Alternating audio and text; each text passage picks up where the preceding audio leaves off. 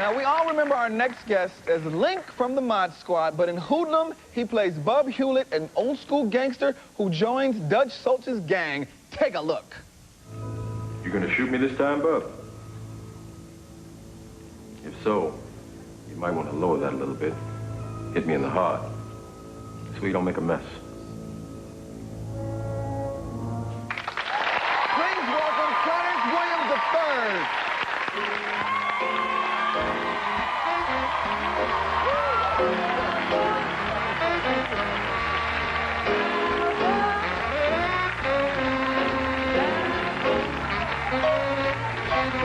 Thank you, Yours is the first seat. Please sit. Thank you. Yes, indeed. What an honor to have you here, man. Thank you for coming. Thank you for inviting me, Chris. Thank you. Now, I hear your first acting experience was actually with Cicely Tyson. Very, very first. It was in New York City at the Harlem YMCA. And, no, but the interesting story is I'd gone by the Harlem YMCA to borrow $20 from my sister because she was the switch support operator there. And I was going to take a girl for a dance at the Old Savoy Ballroom in New York. And so I had to get there early before my sister got off work. So after I got the $20, I had no place to be until I had to pick the lady up. So she said, well, they're rehearsing a play downstairs. Why don't you go and watch that?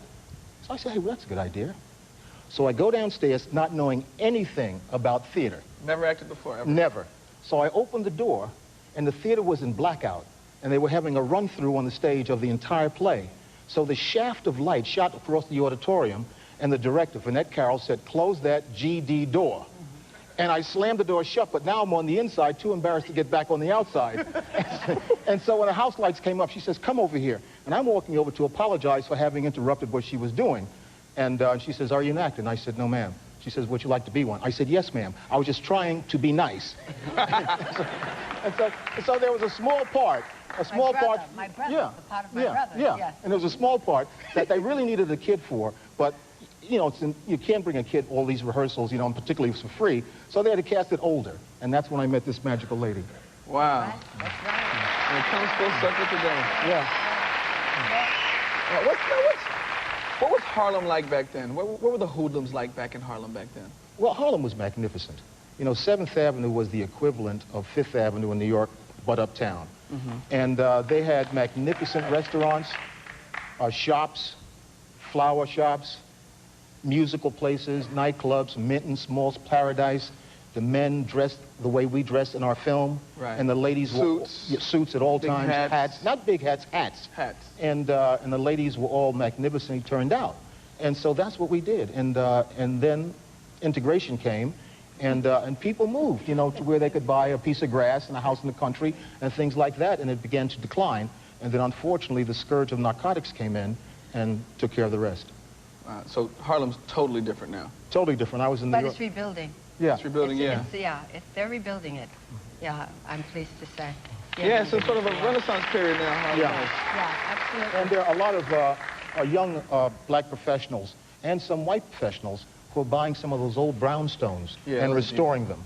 And so there is a renaissance going on that level. Wow. But what were did you know any of these original gangsters? Like, No. you know, the OGs, the original gangsters. No, I didn't know those persons because I was very young. I was a kid. And but of course, I'd heard of Bumpy Johnson because he was famous all over the city, and particularly in the black community in Harlem. But I'd never met him, or I'd never seen him in person. I was too young to go into nightclubs or bars or anything like that. Had you heard any, like, crazy stories about Bumpy Johnson? No. I heard he was a gentleman, highly educated, respected in all circles. And the man was a chess master. He was a learned individual. And unfortunately, because of the racism that existed during the period, his opportunities were limited. And he, as his character, played brilliantly by Laurence, says in the film, he wasn't going to go somewhere and shine shoes. And so he took his expertise. Yeah. He took his expertise and his brilliant mind and put it to work in another area and became enormously successful at it. I'll tell you a story about just the characters that we play and about just sort of the Was this the movie, vibe was it fiction or was it? No, it's not No. fiction. No. It's based No. in fact. But people like Stephanie St. Clair, who Cicely plays, and people like Bub Hewlett, who Clarence plays, and Bumpy were real citizens of Harlem. And during their lifetime, their period of time in Harlem, if an old woman got her bag stolen or purse snatched, Bumpy would send somebody around, or Bub would go around himself and get the bag back and make sure you took it back to the person you stole it from. So the Hoodlums were more community-oriented? Absolutely. Yeah. Really? They looked out for the community. Yeah. So, but were they deemed as bad guys, or are they different from what we call gangsters today? They were gangsters, but I mean, it was a different time, so they had a different sensibility, and they had a different kind of sense of responsibility towards their community. They weren't interested in tearing it down; they were interested in defending it, as much as they were interested in making money illegally. And that's a part of what I was just about to say, is that we use the word community, but these men and the women, they were a part of the community. They weren't outside of the community coming in and exploiting and then going somewhere else to spend the money or do whatever gangsters do with the money. They lived there.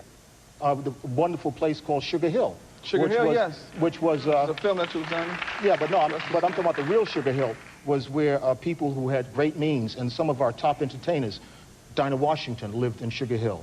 You know, when Willie Mays first came to New York to join the New York Giants, he lived on Sugar Hill. And when I was a boy, I used to watch and sometimes wash Dinah Washington's Cadillac. Really? Right.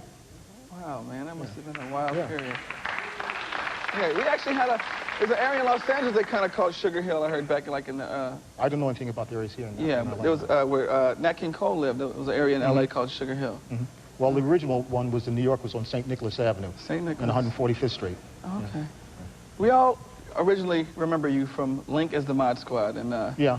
We actually have a little clip I want to show you. A little something. See if you remember this day. Surprise, surprise, surprise. Surprise. A big surprise. I told you to come in. Like it had to be me. But I knew you were coming over, didn't I? Right, the door's always unlocked, right? What is this, a lecture? Right, it's the same lecture Pete and I have been giving you for the last 2 years. Keep your door locked and say the 3 magic words. Who is it? Julie, the day of the flower child is over. Thank you very much, Clarence Williams III. Thank you very much. Hoodlum is playing every